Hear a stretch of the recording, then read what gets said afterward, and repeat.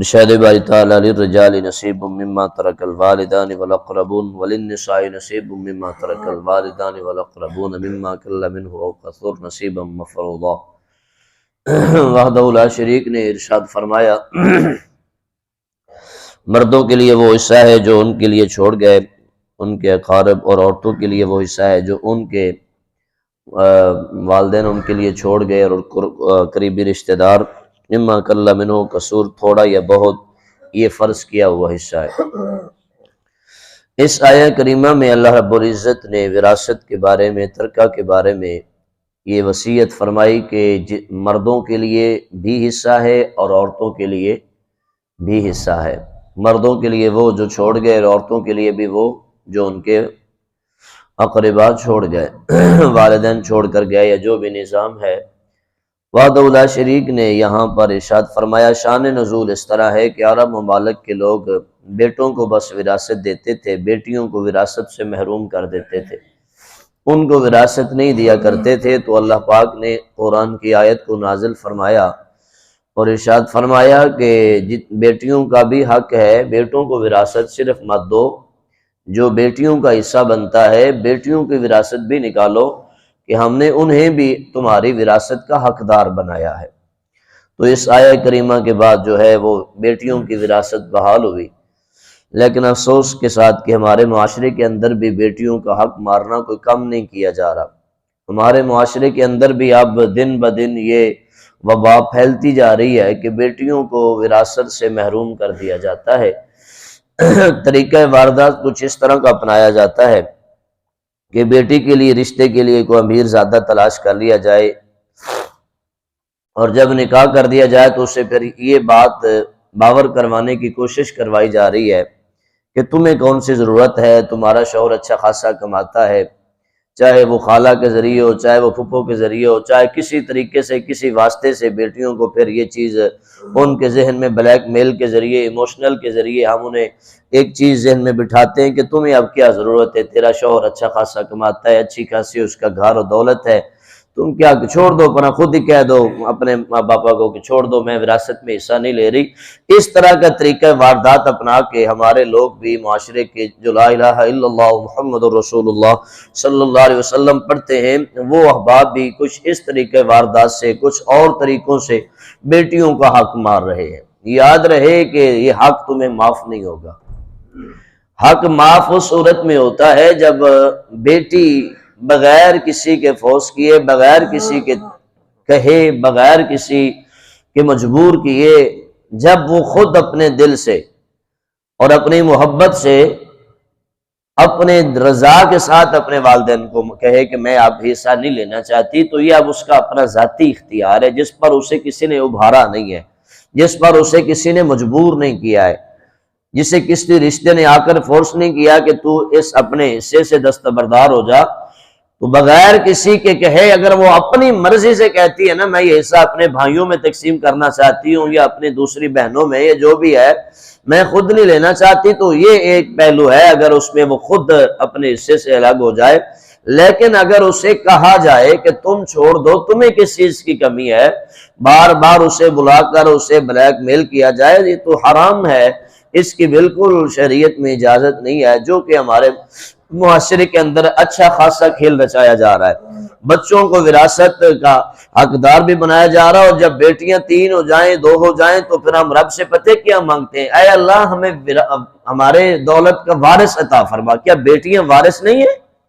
بیٹیاں بوجھ ہیں، ہمیں وارث عطا کر دے خاندان کو۔ بیٹیاں وارث کیوں نہیں ہیں؟ رب فرماتا ہے قرآن میں للرجال نصیب مما ترک الوالدان والاقربون وللنساء نصیب مما ترک الوالدان والاقربون، دونوں کے لیے ایک ہی الفاظ کا چناؤ اللہ نے فرمایا کہ بیٹا بھی تمہارا وارث ہے، بیٹی بھی تمہاری وارث ہے۔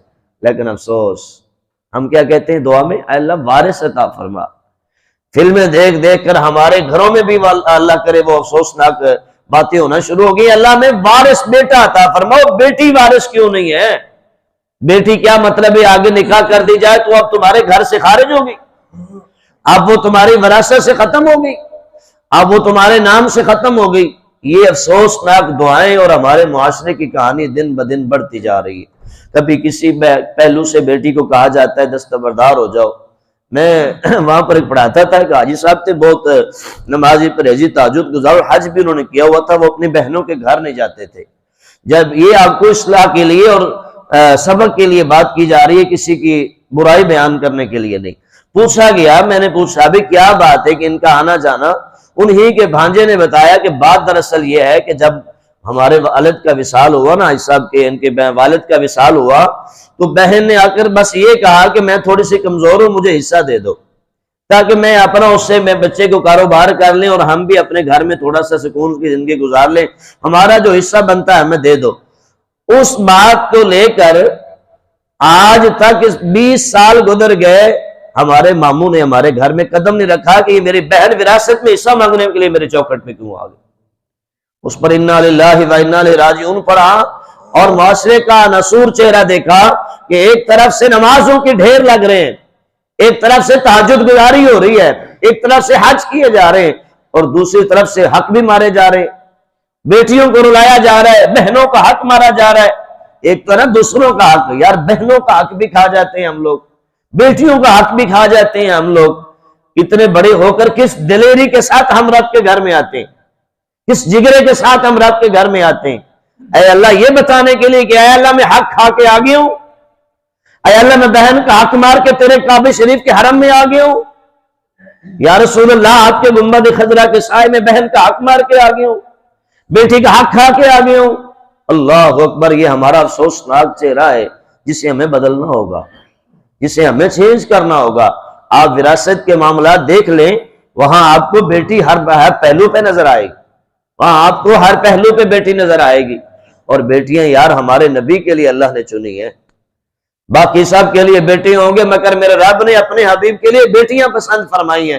اور 4 بیٹیاں میرے نبی کو عطا ہوئی اور میرے آقا کا آگے سارا کا سارا وراثت، سارا کا سارا نسب ہی مصطفیٰ کا بیٹی سے شروع ہوا ہے.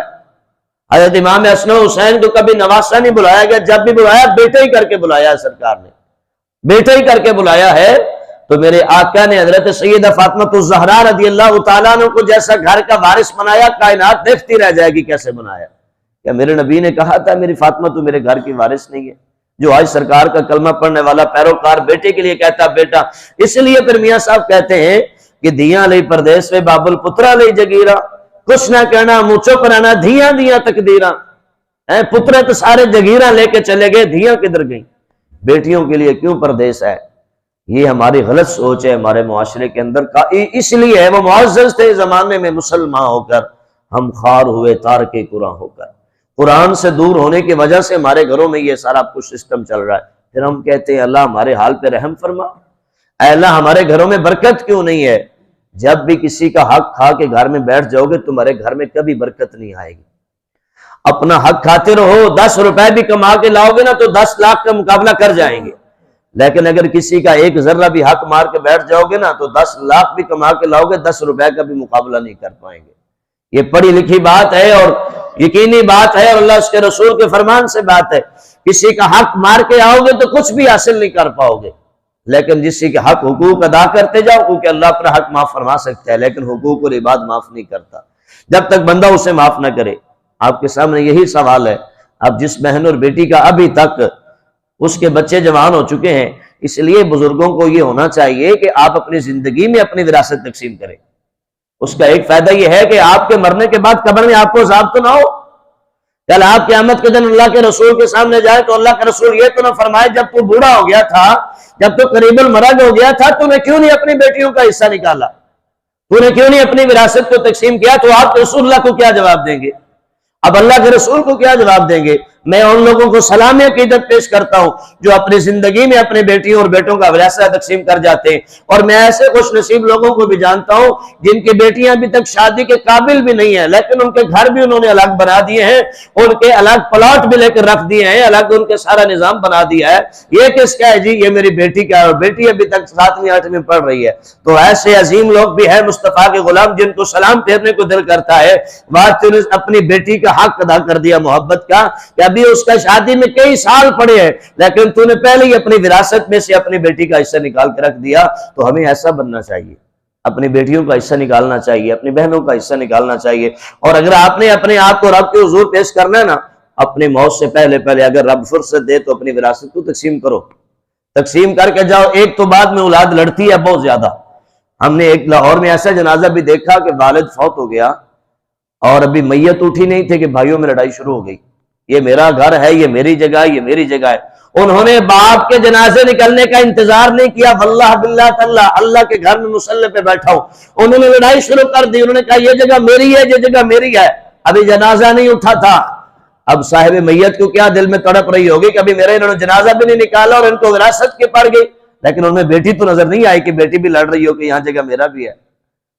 اللہ اکبر۔ اس لیے اس دن سے پہلے کہ ہماری میتوں پہ ہمارے بچے تماشا کریں، ہم اس سے پہلے ہی اپنے بچوں کا حصہ دے کر ان کو اپنے اپنے نظام پہ لگا دیں، اور اس میں سے وَإِذَا حَضَرَ الْقِسْمَةَ أُولُو الْقُرْبَى وَالْيَتَامَى وَالْمَسَاكِينَ، اللہ فرماتا ہے جب وراثت تقسیم کرنے لگو اس میں سے کچھ قریبی رشتہ داروں کو، یتیموں اور مسکینوں کو بھی دو۔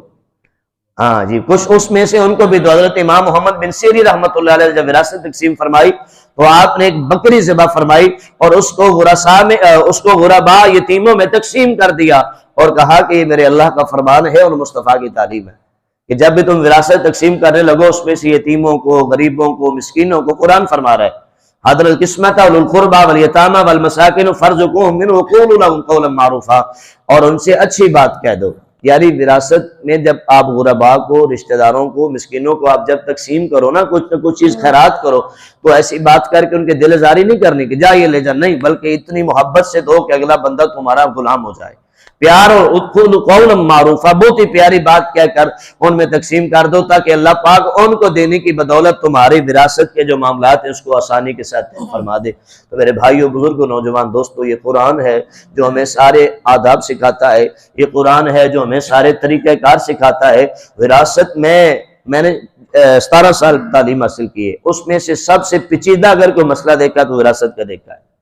میں باقی سارا مسئلہ بتاتا ہوں لیکن وراثت کے معاملے میں چپ ہو جاتا ہوں، میں یار یہ بہت مشکل معاملہ ہے، اس کے لیے مفتی صاحب کے پاس جاؤ، اس کے لیے جہاں سٹیمپ جاری ہوتی ہو۔ ہم کیا کرتے ہیں وراثت کے معاملے میں، ہماری مسجد کا امام جو بالکل درس نظامی نہیں پڑھا ہوتا اس سے ہم وراثت کا معاملہ لے لیتے ہیں اور وہ چھوٹا موٹا مسئلہ صحیح بتائے نہ بتائے اسی کے مطابق ہم شروع کر دیتے ہیں۔ میں نے آج تک کسی کو وراثت کا مسئلہ نہیں بتایا، کیونکہ وراثت کا مسئلہ بتانا خالہ جی کا وارہ ہے ہی نہیں۔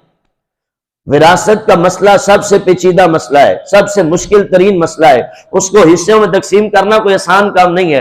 لہٰذا ابھی سے وقت ہے آپ کے پاس، مفتی صاحب کے پاس جائیں جو سٹیمپ جاری کرتے ہیں، جو فتوی کے اوپر اپنے سٹیمپ لگاتے ہیں، قابل ترین ہے، ان کے پاس جا کر اپنے بیٹوں اور بیٹیوں کے وراثت کا حصہ معین کروائیں، یا تو اپنی زندگی میں تقسیم کر جائیں یا اپنے بڑے بیٹے کو وصیت کر جائیں کہ میرے جانے کے بعد یہ حصے میں نے طے کروا دیے، لہٰذا یہ اپنے آپ میں تقسیم کر لو۔ لہٰذا آج لے ان کی پناہ، آج مدد مانگ ان سے، پھر نہ مانیں گے قیامت میں اگر مان گیا، انہیں جانا انہیں مانا، نہ رکھا غیر سے کام، للہ الحمد میں دنیا سے مسلمان گیا، بس یہ زندگی مل گئی تو آپ بخشے جائیں گے، ورنہ قبر کا لمحہ بہت لمبا ہے، اس کے لیے پھر تیار رہے۔ ظالم کو کبھی معافی نہیں ملتی، مظلوم تو پھر بھی بخشا جائے گا۔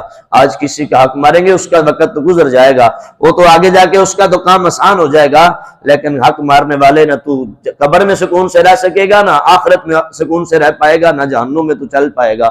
اللہ پاک کی بارگاہ میں دعا ہے اللہ ہم سب کو سیدھا راستہ عطا فرمائے۔